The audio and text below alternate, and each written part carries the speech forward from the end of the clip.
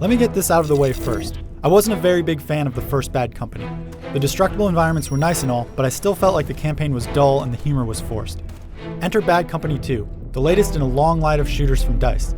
Of course, multiplayer has always been the star of the Battlefield branded games, but let's talk first about the campaign. After an interesting introduction, you're immediately reunited with the characters from the first game. Thankfully, they're a lot less annoying this time around. I can't believe you're leading us through another minefield, Haggett. The plot is your typical action film fare here. You need to jump around the world to find a super weapon with awesome power, etc., etc. It may not be the most original concept, but it does set the stage well for some crazy amounts of action.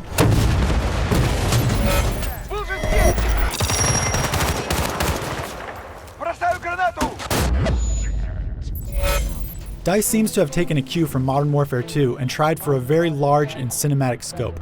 Unfortunately, they don't quite nail it. The result is a tone that's a little unfocused. It's typical here to go from normal shooting to a tank mission to a UAV mission to a defend mission to an on-rails segment, all in rapid succession. All these segments are still fun, it just hurts the cinematic feel that it seems they're trying to go for. When everything is a high action sequence, there's very little tension building. And those brief moments of downtime are needed to add weight to the thrilling sections. On the plus side, this is a very good-looking game. The draw distance is excellent and you're often treated to beautiful vistas.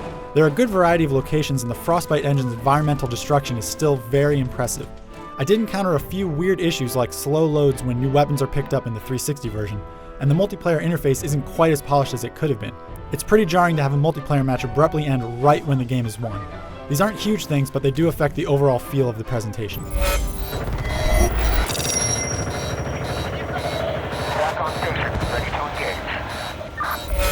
As far as shooters go, Bad Company 2 controls very well, no big surprise there.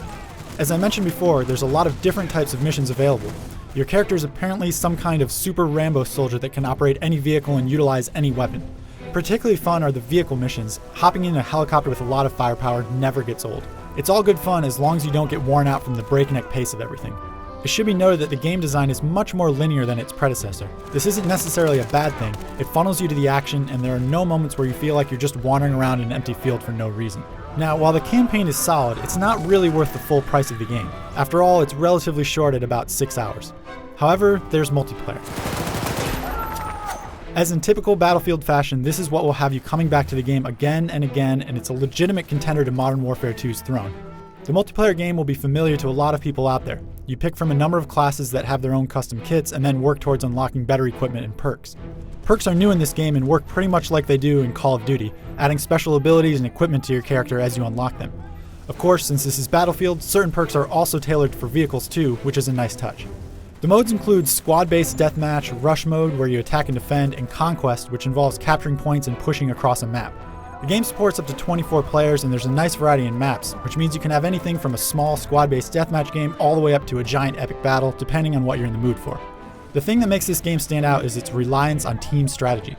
Squads are essential to the experience and you'll have to work together quite a bit.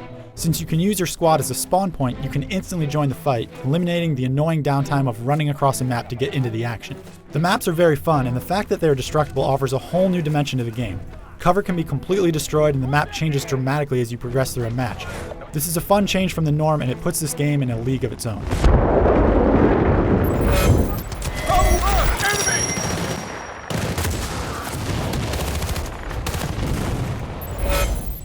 If you're just buying Bad Company 2 for its single player, you might end up being disappointed. It's solid but not remarkable. However, if you're also interested in team-based multiplayer, you'll probably have a blast here. Some presentation issues aside, Bad Company 2 is a much better game than its predecessor and a worthy online shooter. For the full written review, including more detailed info on the multiplayer modes, head over to IGN.com.